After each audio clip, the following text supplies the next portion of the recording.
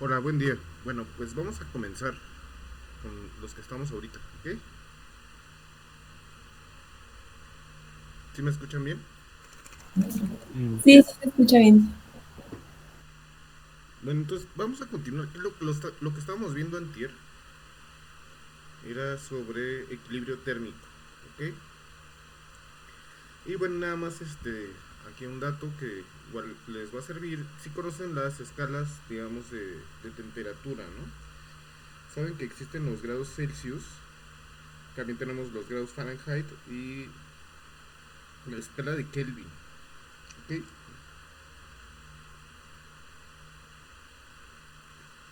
Entonces, ¿qué tiene de particular la escala de Kelvin? Pues que cuando ustedes miden 0 grados es el cero absoluto, ¿ok? Vamos a la guía.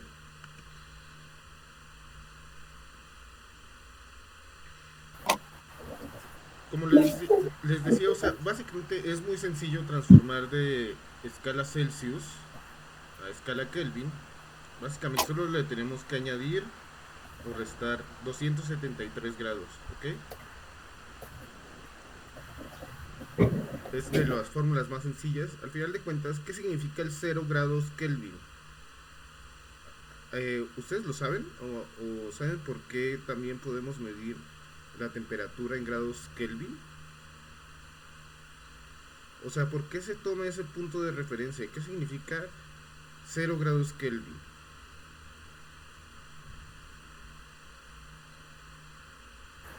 No, yo no sé la verdad.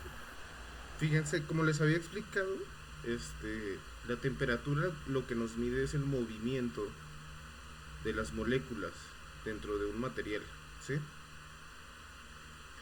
Entonces, básicamente, la escala de 0 grados, bueno, cuando estamos a 0 grados Kelvin, significa que no hay movimiento en absoluto de las moléculas en un material.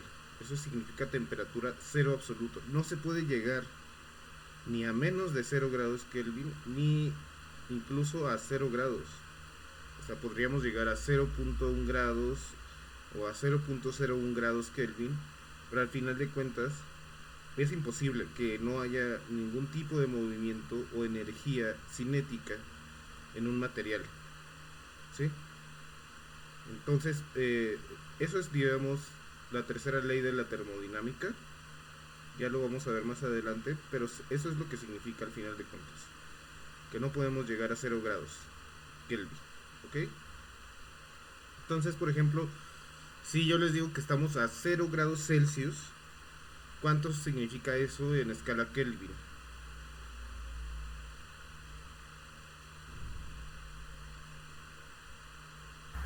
273.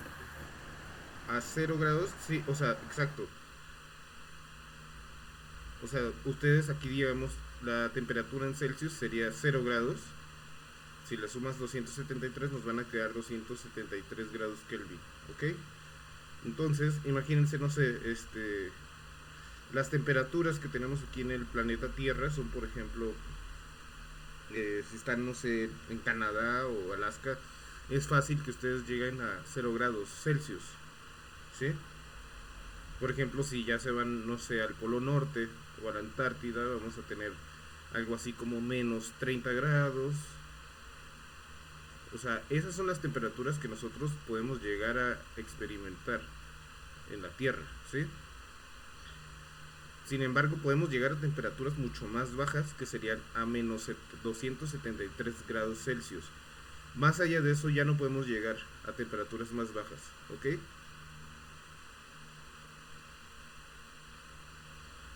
Entonces, bueno, aquí bueno, hay ejemplos, realmente es muy sencillo esto para calcular los grados Kelvin. También ya les había explicado este concepto de equilibrio térmico, ¿ok? Cuando ponemos dos objetos, por ejemplo, aquí dice una taza de café a temperatura ambiente, el café se va a enfriar, ¿no? Pero ¿qué es realmente lo que está pasando? O sea, claro, se está enfriando, pero lo que está haciendo en realidad esta dinámica térmica es que el café se está equilibrando con la temperatura ambiente. Entonces, en general, va a tener menos temperatura del ambiente que la taza de café, ¿sí? Entonces al final de cuentas van a llegar a un equilibrio térmico. Digamos, si yo tengo un objeto que está a 10 grados y tengo un objeto que está a 30 grados, dependiendo de su masa y bueno, básicamente dependiendo de su masa y de algo que vamos a ver más adelante que se llama capacidad calorífica, van a llegar a un equilibrio, o sea, una temperatura intermedia. Ni el ambiente rodeando la taza de café va a estar a 10 grados, ni la taza de café va a estar a 30 grados, van a estar a una temperatura media, como de 15 grados, digamos, ¿sí? No es exactamente eso, pero como les digo, va a depender de algo que se llama capacidad calorífica, ¿ok? Entonces, eso es lo que les decía. Si yo tengo una temperatura grande y una temperatura chica y después pongo a los dos objetos en contacto, van a llegar a una temperatura intermedia entre los dos, hasta que lleguen a la misma temperatura los dos. Eso es a lo que se refiere el equilibrio térmico, ¿ok? Como les decía, esto, y aquí lo menciona, es lo que le conocemos como la ley cero de la termodinámica, ¿ok?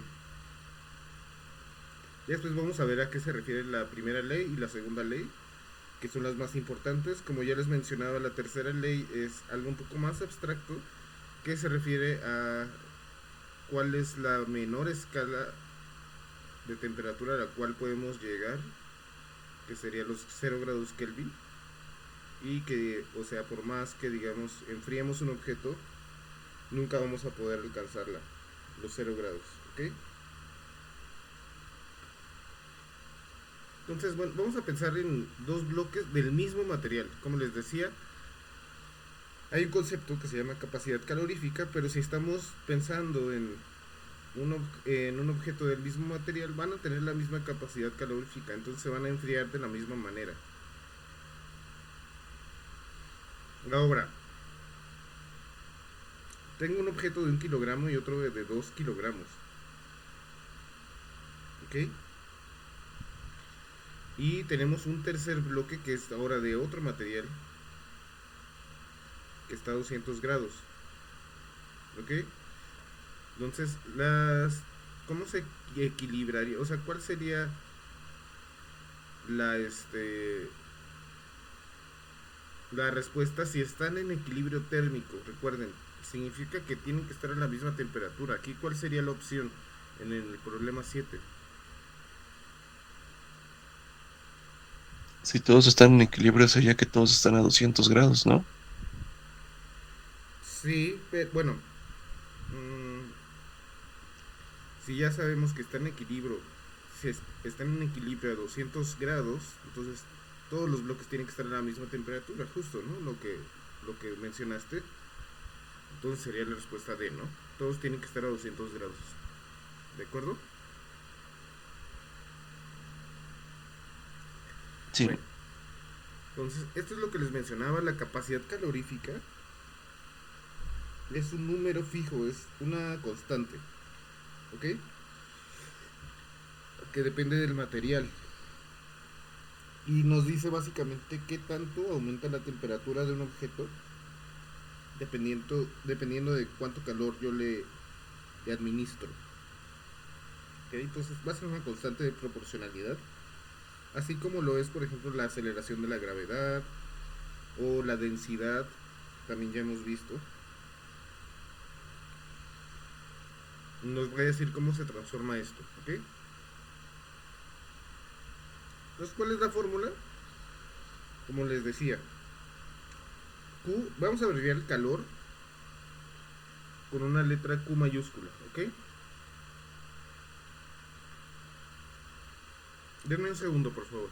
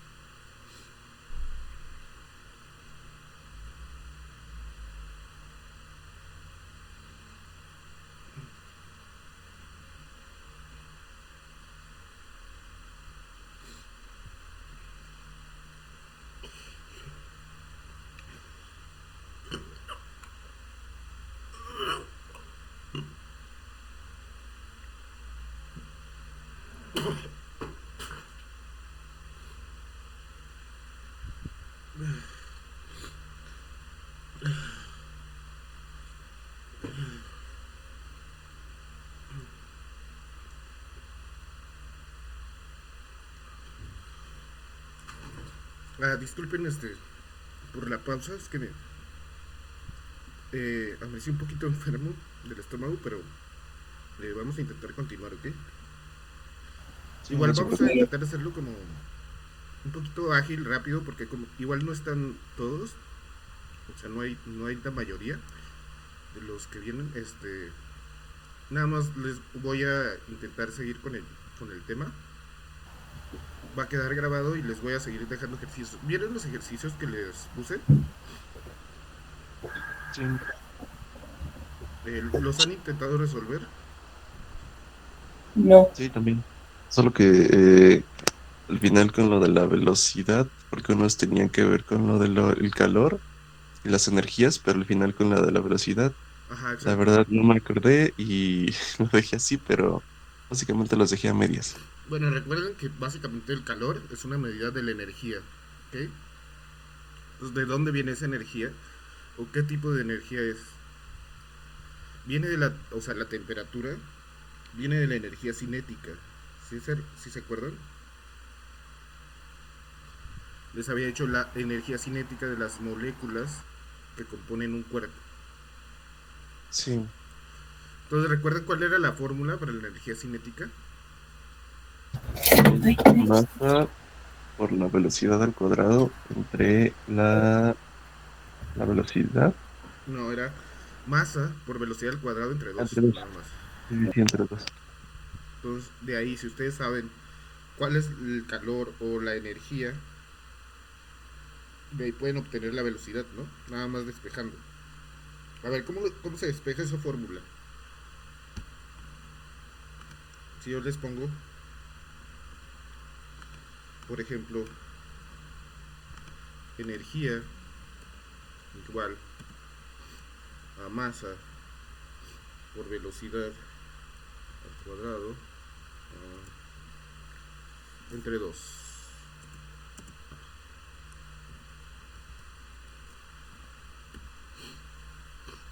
¿Sí? Entonces, de ahí, Sí, ¿cómo despejarían la velocidad, la v? primero son las potencias, ¿no? No, no, primero son las multiplicaciones, divisiones, ¿ok? Las potencias son hasta el final. Y entonces despejamos el 2, lo Despejamos el pasamos 2, ¿no? Que multiplicando, quedaría 2e. ¿Qué más está multiplicando o dividiendo? la masa por la velocidad. La masa, ¿no? Pues la masa está Sí, multiplicando, ¿cómo pasa? dividiendo. Dividiendo, ¿no? ¿Y esto qué va a ser igual? A la velocidad al cuadrado, ¿no? Ajá. A ver, ahora, ¿cómo despejan una potencia al cuadrado? Con la raíz. Con la raíz cuadrada, ¿no? Exacto. Entonces, ¿qué nos va a quedar la velocidad? V va a ser una raíz, ¿no? Sí, La raíz de todo lo que teníamos antes, ¿no? 2e entre m, ¿ok? ¿Sí les ajá. queda claro ese despeje? Sí. Así, si ustedes ya conocen la energía, conocen el calor, pueden calcular entonces eh, la velocidad, ¿no? Déjenme nada más ver el problema. Aquí sería en ¿no? En el 3.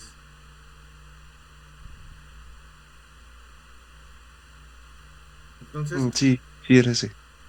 recuerden cuál es la energía, cómo se calculaba la energía cinética potencial. Digo, la energía potencial, nada más. Era masa por Masa, velocidad. Digo, masa por gravedad por altura, ¿no?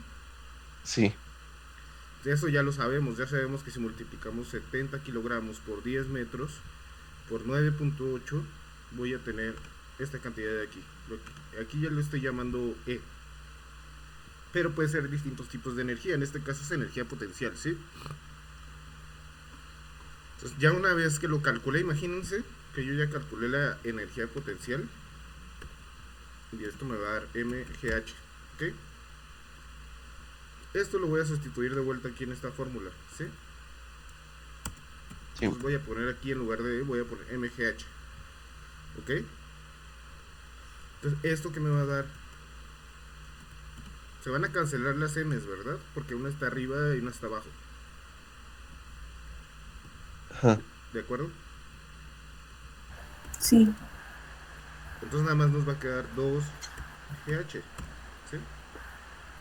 sí. Entonces esa es la velocidad, digamos, que se alcanza cuando ya se transformó toda la energía potencial en energía cinética, ¿sí? sí. Entonces ya les quedó claro, ¿no? Más o menos cómo resolver esa parte del problema. Sí, Entonces, esa sería la velocidad antes de Justo tocar el antes agua. de tocar el suelo, Ok, ¿sí? sí, O sea, cuando estás cayendo, como les decía, o sea, obviamente cuando ya tocó el suelo, pues ya no se va a mover, ¿no? Va a estar estático. Pero si tú lo miras un milisegundo justo antes de tocar el suelo, esta va a ser la velocidad, la de 2gh, ¿ok? Raíz de 2gh. Entonces nada más, vamos a continuar con intentar entender qué significa esta fórmula, ¿ok? O sea, hay varios nombres, lo van a escuchar de distintas maneras. Le llaman capacidad calorífica, creo que es lo más común. O calor específico también. Aquí le están llamando capacidad térmica específica. ¿Qué es lo que nos está relacionando esta cantidad? Como les decía, es una constante que depende del material, ¿sí? Pero entonces, ¿qué nos está relacionando? A ver, ustedes digan, ¿qué nos está diciendo esta constante? Fíjense en la fórmula. Arriba tenemos Q, que es el calor. Abajo tenemos la masa y el cambio en la temperatura. Entonces, ¿qué nos dice el calor específico o la capacidad térmica específica? el que tanto se calienta un objeto dependiendo de como de lo que está hecho. Ajá, o sea, dependiendo de lo que está hecho, qué tanto se calienta o qué tanto aumenta su temperatura, dependiendo del calor que yo le estoy administrando, ¿sí?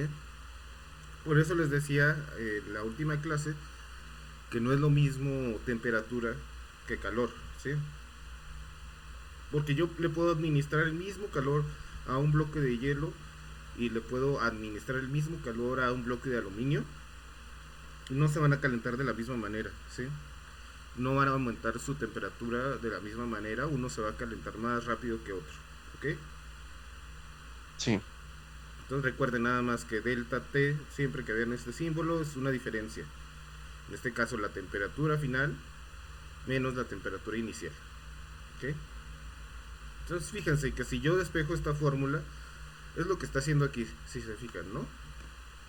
En esta fórmula de aquí, ya es esta misma que está acá arriba, nada más que ya está despejado el calor, ¿sí?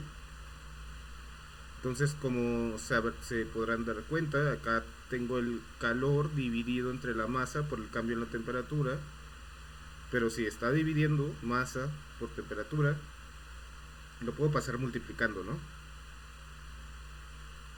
O sea, al final de cuentas me va a quedar calor igual a masa por calor específico por el cambio en la temperatura, ¿de acuerdo?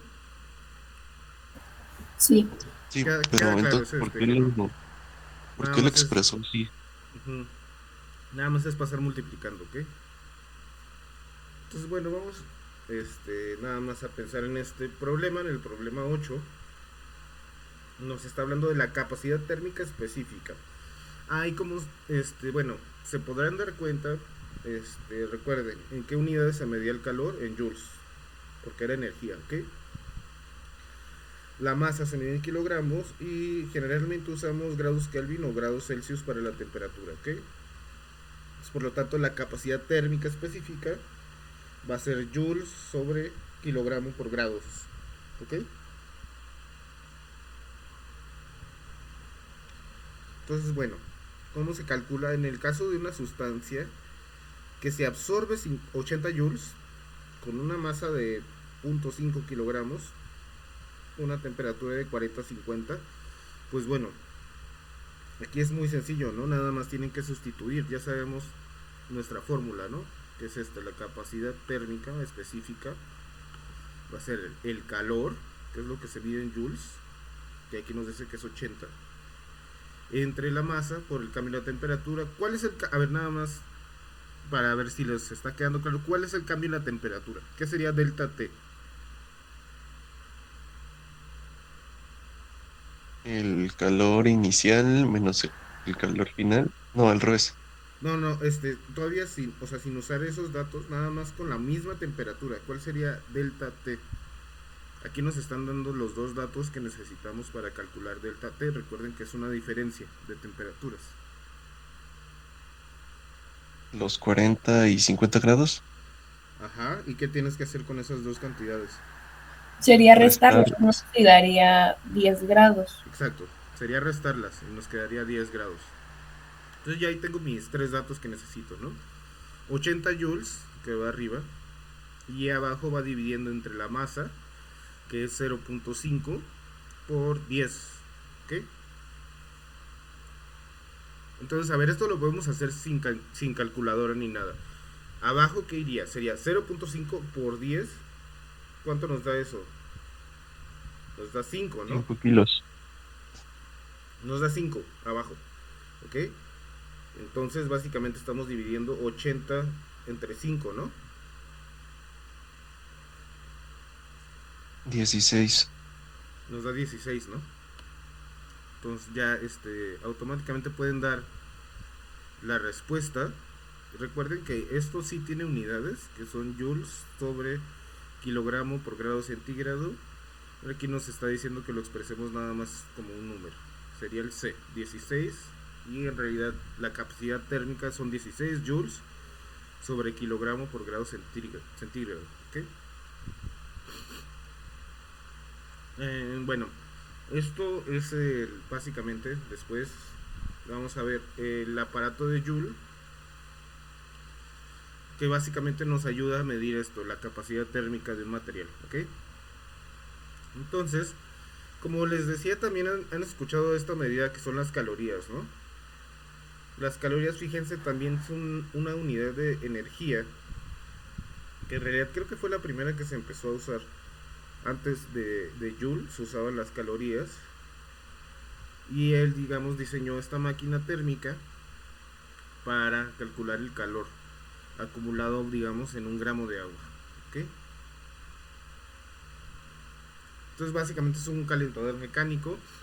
A esto le administramos calor mediante un mecanismo, digamos, giratorio. Va a equilibrar unas pesas y nos va a dar básicamente el trabajo. El trabajo, recuerden que es energía, ¿ok? Entonces, bueno, esto no creo que se los pregunten en el examen, así que no es necesario que lo entiendan así al 100%, lo que importan son las fórmulas, ¿no? Al menos aquí. ¿Ok? Entonces, bueno, como ya les decía, tenemos tres leyes de la termodinámica. Vamos a ver la primera ley, ¿ok? No sé, creo que ya les había preguntado, pero entonces no están familiarizados con al menos la primera o la segunda ley de la termodinámica, o no me la podrían así como parafrasear o decirme.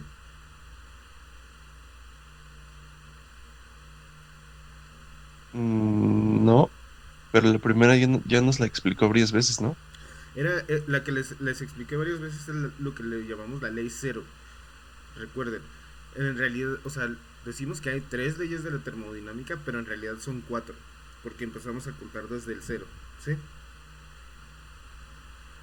Ok, Entonces, lo que ya les expliqué varias veces es la ley cero. Ahora vamos con la primer ley, ¿ok? Entonces, hay un concepto que también le llamamos energía interna, que tiene que ver con esto de la energía potencial, ¿sí?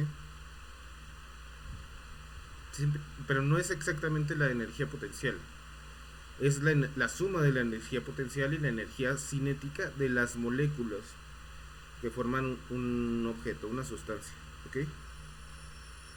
Denme un segundo.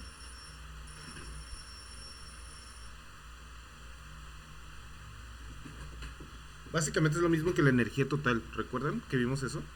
Que era lo que se conservaba, ¿sí? sí, Sí, Entonces aquí vamos a tener otra versión de la misma ley que es la conservación de la energía, ¿sí?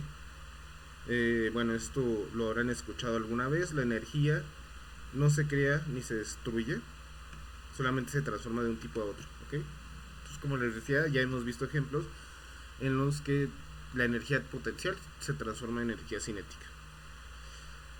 Y también ya habíamos mencionado que a veces se disipa la energía y aparentemente ya no sabemos en dónde está, ¿no? Pero en ese caso se transforma en calor, ¿ok? Entonces vamos a plantear nuestra primera ley como esta fórmula de aquí. Q es el calor, W es el trabajo y esto delta U es el cambio en la energía interna. ¿Okay? Entonces recuerden, si yo le aplico trabajo a un objeto, le estoy sumando energía total. ¿Sí? Ahora, si se pierde energía total, a pesar de que yo le estoy administrando trabajo, ¿en dónde queda esa energía? Queda en forma de calor. ¿Sí? Que es esta Q, la Q mayúscula. Entonces, por lo tanto, puedo ver que el calor es lo mismo que la suma del trabajo más el cambio en la energía interna. ¿Okay?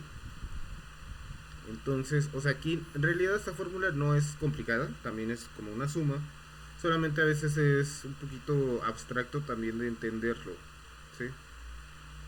Pero recuerden, esto es conservación de la energía. Le aplico trabajo, tengo un cambio en la energía y lo que no sé en dónde está en forma de calor. ¿Ok? Esa es la primera ley de la termodinámica. ¿Ok?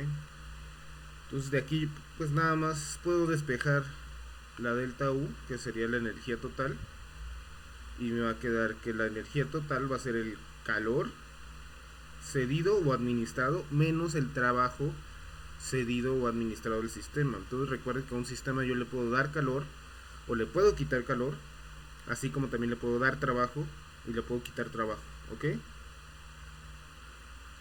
sí, Entonces, parafraseándolo en palabras, digamos, la variación de energía interna de un sistema es igual a la energía transferida a los alrededores o por ellos en forma de calor o trabajo.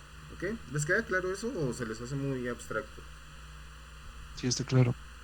Claro, ¿verdad? sí. Ok. Entonces, bueno, aquí lo podemos ver diagramáticamente, ¿no? Hay cosas, bueno, en termodinámica trabajamos con sistemas cerrados. ¿Qué significa que un sistema sea cerrado? Básicamente que no tiene interacciones con el ambiente, ¿sí? Entonces yo, por ejemplo, aquí le puedo administrar calor y eso, digamos, ¿qué pasa? Si la energía interna total se conserva, supongamos, ¿no? Y yo le administro calor, ¿qué tiene que, digo, yo le administro trabajo? ¿Qué tiene que pasar con el calor? El calor aumenta, ¿sí? Porque esto se tiene que mantener constante. Y viceversa, ¿ok? Bueno, aquí esto es nada más una convención de signos. Cuando sale trabajo, vamos a ponerle un signo más. Ajá. Cuando entra trabajo, le vamos a poner un signo menos. Y con el calor va a ser justo al revés. Cuando entra calor, va a ser positivo. Cuando sale calor, va a ser negativo. ¿Ok? Esto es nada más una regla para no confundirnos con los signos, ¿ok? Entonces, a lo mejor puede que no sea así como muy intuitivo, pero intenten como que aprender la reglita, nada más, ¿ok? Igual, o sea, si yo cambiara los signos, aquí pusiera menos, más y aquí pusiera menos y más, funcionaría de la misma manera, ¿ok? Solamente es una convención. Por ejemplo, bueno, vamos a ver ya esto. Un sistema absorbe 400 calorías de calor y al mismo tiempo realiza un trabajo de 80 joules. ¿Cuál es el incremento en energía interna del sistema? Fíjense, aquí básicamente tengo que usar esta fórmula, ¿no? La de delta U, que es la energía, y es una resta, básicamente el calor menos el trabajo, ¿ok? Entonces, si el sistema está absorbiendo calor, ¿qué signo va a tener? Positivo. Acá, fíjense en este diagrama, aquí es esta flecha de está absorbiendo calor, lleva el signo menos. Ah, perdón, no es cierto, sí, sí, sí, tienes razón. Estamos hablando de calor, entonces si está absorbiendo calor, tiene signo positivo, ¿ok? Y realiza un trabajo de 80 joules. Entonces es efectuado por el sistema el trabajo. También tiene signo positivo, ¿no? Pero la Sí. Sí. fórmula es una resta. ¿Ok? Entonces estoy restando algo positivo con algo positivo, ¿no? Entonces, ¿qué voy a restar? Q menos W. 400 calorías menos 80 joules. ¿Sí? Solamente que aquí tenemos distintas unidades, ¿no? Recuerden, las calorías y los joules miden lo mismo, solamente son distintas unidades. ¿Qué tenemos que hacer? Bueno, transformar calorías en joules, ¿sí? Entonces, no sé si lo mencionaba por aquí arriba, nos dio la fórmula, pero no, básicamente hay un factor de conversión para transformar calorías a joules, ¿sí? Que es de 4.186, ¿ok?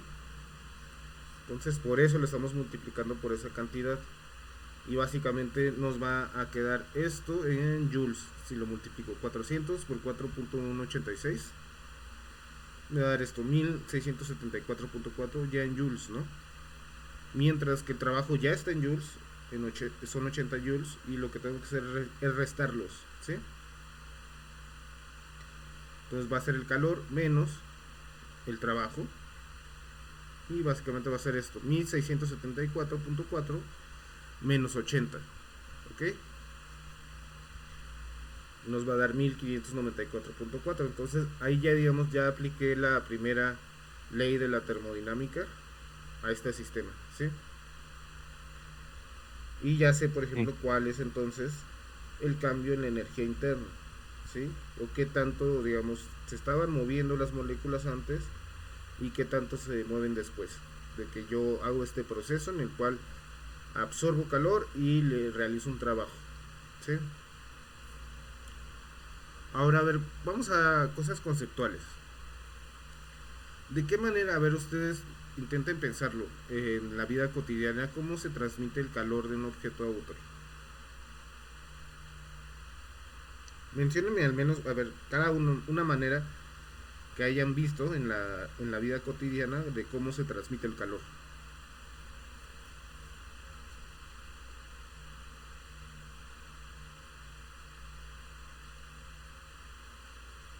O sea, si yo tengo objetos a diferente temperatura, ¿cómo le hago para lograr un equilibrio térmico? Acercándolos a otro objeto. Básicamente poniéndolos en contacto, ¿no? O sea, si la mesa está fría y mi taza de café está caliente, el café se va a enfriar porque la mesa está fría, ¿no? Esa es una manera. A eso le llamamos conducción, ¿sí? Conducción de calor cuando tenemos dos objetos en contacto. Pero hay otras maneras. No sé si han escuchado, o sea, por ejemplo, en un microondas. ¿Saben ustedes, o sea, así como conceptualmente, por qué podemos calentar las cosas en un microondas? Porque las ondas alteran los movimientos de las moléculas, ¿no? Ajá, ¿cómo le llamamos a esa transmisión a través de ondas? En ese caso son ondas electromagnéticas que forman un tipo de transmisión de energía que utilizamos todos los días. A eso se le llama radiación, ¿sí? Entonces ya vimos dos maneras: la conducción, que es poniéndolos en contacto, y la radiación, que es mediante ondas, ¿sí? Existe otro tipo que tiene que ver con el movimiento del aire o el movimiento de los fluidos. ¿Has escuchado esa manera? Creo que no. Le llamamos convección, ¿sí? Y básicamente es cuando tienes aire caliente, entonces el aire caliente baja, el aire caliente sube, ¿sí? Entonces digamos que mediante la propagación del aire caliente también podemos calentar las cosas, ¿sí? O sea, hay tres tipos principales, eso sí, recuérdenlo: conducción, convección y radiación, ¿sí?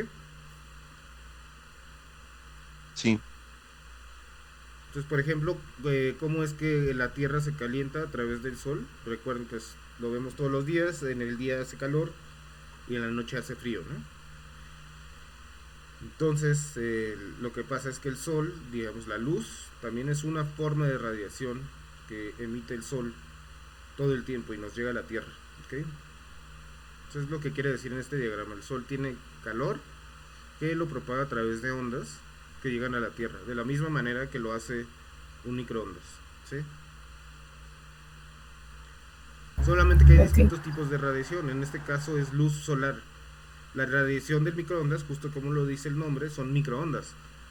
Y eso depende básicamente de qué tan chiquitas o tan grandes sean las ondas, ¿ok?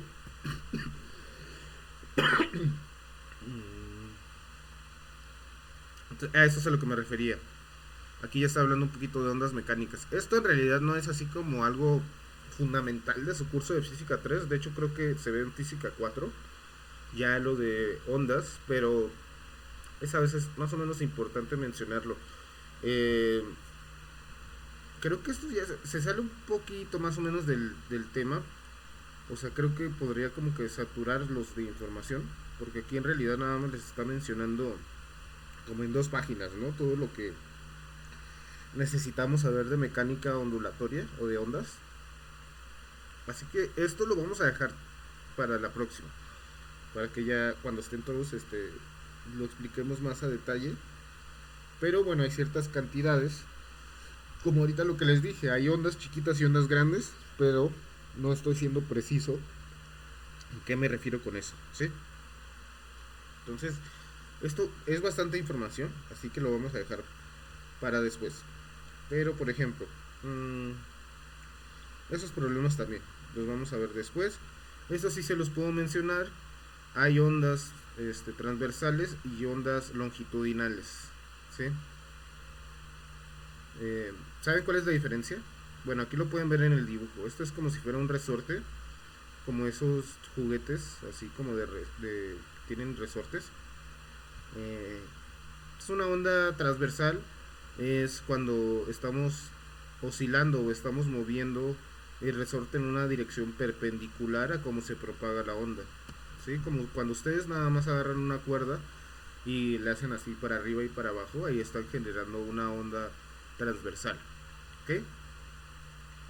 Pero como esto es un resorte, digamos, también se puede comprimir y se puede expandir, ¿sí? Y ese movimiento se puede hacer en la misma dirección en la cual se está propagando la onda. Se comprime y se expande, digamos, ¿sí? Entonces, sí. esa es una onda longitudinal. Entonces, tenemos estos dos tipos de onda. Como les mencionaba, esto creo que nada más lo importante es lo conceptual. No creo que realmente se vayan a enfocar mucho en esto en su examen, porque esto es nada más como algo eh, auxiliar para poder explicar cómo se transmite la radiación. Entonces, ondas, ya van a ver bien ondas en física 4, ¿ok?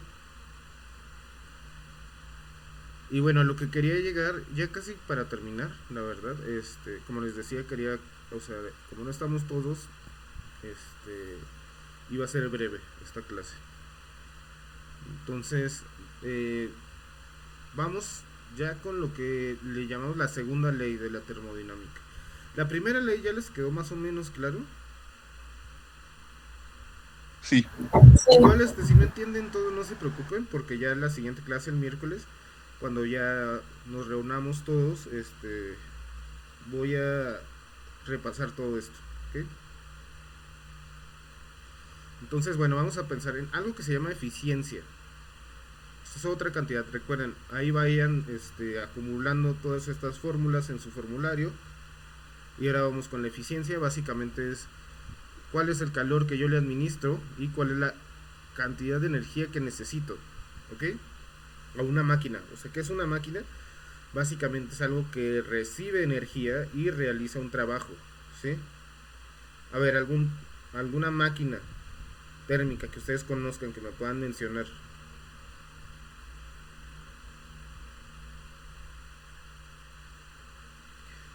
Algo que si yo le administro energía me regresa trabajo. una licuadora. Una licuadora, en principio cualquier aparato eléctrico, ¿no? Le estoy administrando energía eléctrica y está haciendo un trabajo, está moviendo un motor. De hecho, todo lo que sea un motor, ¿no? Básicamente es una máquina térmica. Por ejemplo, un automóvil, ¿no? ¿Cómo funciona un automóvil? Le administro energía mediante combustible, ¿no? O sea, mediante gasolina. Y la gasolina, digamos que es flamable, hago una pequeña explosión de gasolina y esa energía mueve un pistón que mueve un motor y que a la vez mueve las llantas y me permite avanzar, ¿no? Entonces, eso es una máquina térmica. Incluso, fíjense, un refrigerador es una máquina térmica, ¿no? También le estoy administrando energía y me está regresando trabajo, pero ¿qué es lo que hace? Enfría las cosas. Entonces, más adelante también vamos a ver cómo son esos procesos de las máquinas. En particular la del refrigerador es interesante. Pero bueno, nada más quédense con este diagrama. Tengo una máquina, le administro energía y va a haber pérdidas de energía, ¿sí? Se va a disipar, como les decía, en un automóvil, por el simple hecho de estar rozando con el pavimento, se va a perder energía, ¿no? En forma de calor. No toda la energía que yo le estoy administrando es aprovechada, ¿ok? Entonces voy a tener energía de entrada, la energía aprovechada que se transforma en trabajo y una cierta energía perdida, ¿ok? Entonces nada más quédense con este concepto de que la eficiencia básicamente es el trabajo que yo le administro sobre la energía suministrada para que funcione una máquina. Es una fórmula al final de cuentas, ¿ok? No importa si no lo entienden al principio conceptualmente, ya con la práctica lo van a entender, ¿ok? Sí, Bueno, entonces, como les decía, quería hacer esto más o menos breve, también para que tengan tiempo para ir a hacer sus cosas. Y bueno, ¿cómo ven? ¿Tienen alguna duda, comentario, pregunta? no, todo bien.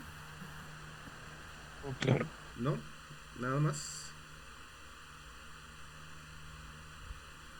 Bueno, entonces le vamos a dejar aquí por hoy, ¿vale? Igual esto está Vale, grabado, como les decía, la próxima ya vamos a repasar todo esto, ¿ok? Es importante más o menos que lo aprendan.